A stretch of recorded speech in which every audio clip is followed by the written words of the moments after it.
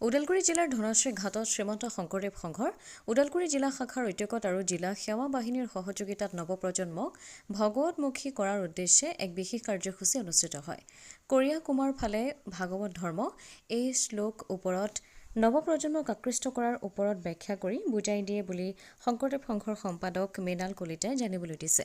উক্ত কাৰ্যসূচীত শংকৰদেৱ সংঘৰ ওদালগুৰি জিলা সমিতিৰ সভাপতি জীৱন চন্দ্ৰ চহৰীয়া, উপসভাপতি ভূপেন নাথ, প্ৰচাৰ সমিতিৰ সভাপতি বীৰেন চন্দ্ৰ নাথ, প্ৰাক্তন সভাপতি শশীমোহন নাথ, ধনশ্ৰী ঘাট শংকৰী সংগীত বিদ্যালয়ৰ সভাপতি মিণ্টু নাথ, ওদালগুৰি জিলা আইমাতৃ কল্যাণ কমিটিৰ সম্পাদিকা ৰীনা দাসৰ লগতে যুৱক যুৱতী আইমাতৃ আৰু বহু সংখ্যক ভকতসকল উপস্থিত থাকে।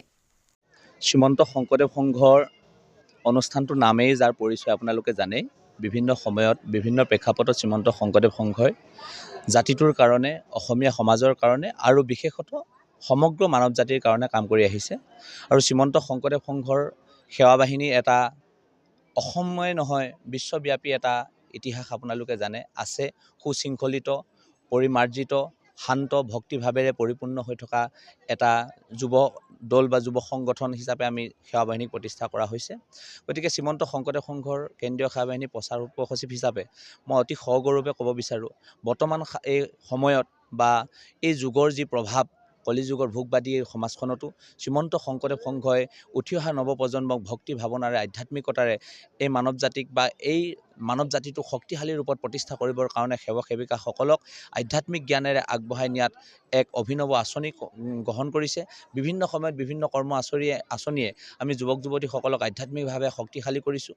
আৰু শ্ৰীমন্ত শংকৰদেৱ সংঘৰ আপোনালোকে জানে প্ৰতিটো কাৰ্যসূচীয়েই জগতৰ কল্যাণমুখী, সমাজৰ কল্যাণমুখী, মানৱ জাতিৰ কল্যাণৰ অৰ্থে কৰা হয়। আৰু আজি আমি এই ওদালগুৰি জিলা শাখাত কৰিও কুমাৰকালে ভাগৱত ধৰ্ম শীৰ্ষক এটা অতি সুন্দৰ অনুষ্ঠান ইতিমধ্যে আমি 6খনমান জিলাতে কাৰ্যসূচী সমাপন কৰিছোঁ।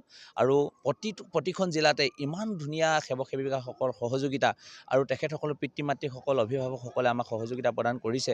আমি সকলোৱে অনুভৱ কৰিছোঁ এটা জাতি সুস্থিৰভাৱে থাকিব হ'লে, এটা জাতি শক্তিশালীভাৱে থাকিব হ'লে, সেই জাতিটোত যদি মহাপুৰুষ কৃপাল গুৰু শ্ৰীমন্ত শংকৰদেৱ গুৰুজন আৰু মহাপুৰুষ মাধৱদেৱৰ আদৰ্শৰে আমি আগবাঢ়িব নোৱাৰোঁ, তেতিয়াহ'লে অসমীয়া জাতিটো শক্তিশালী আৰু মেৰুদণ্ড পোন হৈ জীয়াই থাকিবৰ কাৰণে কিন্তু আমি বেছি বৰ অসুবিধা হ'বগৈ। গতিকে আমি সেই মহাপুৰুষ দুজনাৰ এই অৱদানেৰে সৈতে আমি জাতিটোক শক্তিশালী কৰিবৰ কাৰণে, উঠি অহা প্ৰজন্মক আধ্যাত্মিক দিশেৰে আগুৱাবৰ কাৰণে আমি এই অনুশীলনমুখী কাৰ্যসূচী আৰম্ভ কৰিছোঁ। আৰু ওদালগুৰি জিলা সেৱক সেৱিকাসকলে সহযোগিতা কৰিছে, অনুভৱ কৰিছে সঁচাকৈ যে আমি কি কৰিব লাগে আৰু কেনেধৰণে আগবাঢ়িব লাগিব। আপোনালোকে বিভিন্ন সময়ত দেখিছে আজি যুৱ প্ৰজন্মই কোন দিশে গতি কৰিছে, কিন্তু আপোনালোকে সিদিনা শ্ৰীমন্ত শংকৰদেৱ সংঘ ওদালগুৰি জিলা শাখাৰ উদ্যোগত আৰু জিলা সেৱা বাহিনীৰ সহযোগত আজি আমি জিলাখনৰ উঠি অহা নৱপ্ৰজন্মক যাতে প্ৰভু ভগৱন্তৰ ওচৰ চপাই লৈ যাব পাৰি, ভগৱতমুখী কৰি তুলিব পাৰি, সেই উদ্দেশ্য আগত ৰাখি আমি এতিয়া অনুষ্ঠান ইয়াত অনুষ্ঠিত কৰিছোঁ। আৰু এই দিনজোৰা অনুষ্ঠানটোত আমাৰ জিলা শাখাৰ প্ৰায় শতাধিক যুৱক যুৱতী আৰু শিশু আহি ইয়াত অংশগ্ৰহণ কৰিছে। আৰু এই অনুষ্ঠানটো সফল ৰূপায়ণ কৰিবৰ বাবে আমি সুদূৰ ধেমাজি জিলাৰ পৰা আমন্ত্ৰণ জনাই আনিছোঁ। সন্মানীয় শ্ৰীযুত নিৰঞ্জন ভূঞা প্ৰভুজনাক আমি আমন্ত্ৰণ জনাই আনিছোঁ। তেখেত হৈছে কেন্দ্ৰীয় সেৱা বাহিনীৰ প্ৰচাৰ উপসচিব। আমি তেখেতক শ্ৰীমন্ত শংকৰদেৱ সংঘ কেন্দ্ৰীয় সেৱা বাহিনীৰ তৰফৰ পৰা আমন্ত্ৰণ জনাই আনিছোঁ।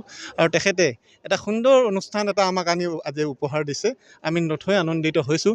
আমাৰ এই প্ৰভুজনা আছে, শ্ৰদ্ধাৰ নিৰঞ্জন ভূঞা প্ৰভুজনা আছে, গতিকে তেখেতে এটা সুন্দৰ অনুষ্ঠান দিছে, আমি নথৈ আনন্দিত হৈছোঁ। কৃষ্ণ।